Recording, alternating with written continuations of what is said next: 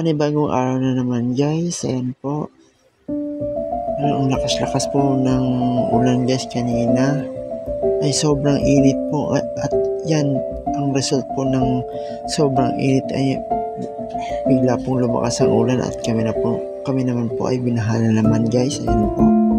Si nanay nilabas ko na sa labas para ready na po siya sa paglikas namin.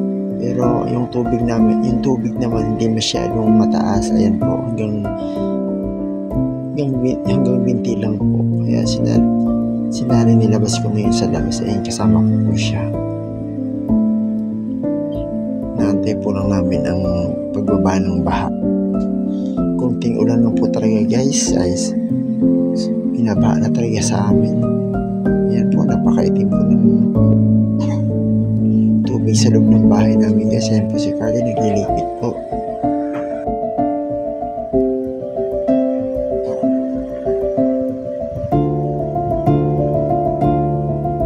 Ayan, mga bata naliligo po sa ulan.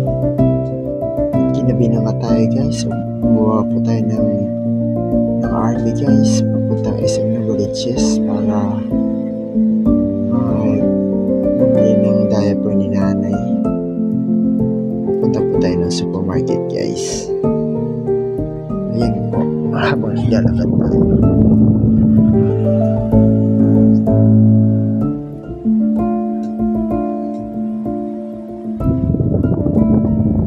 Nandito naman tayo guys sa SM Novaliches.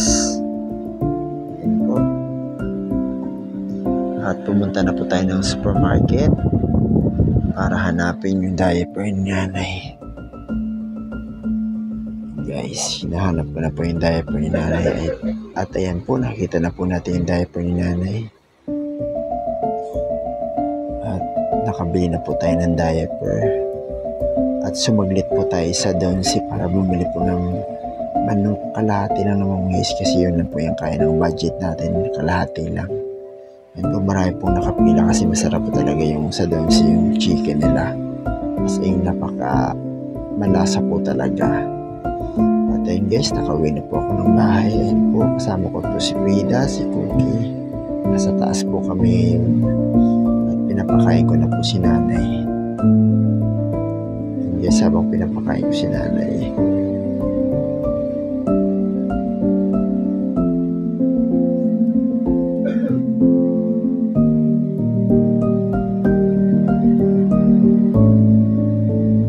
at ako naman guys, ang kakain kasi gutom na rin ako. Guys, kumakain na po ako.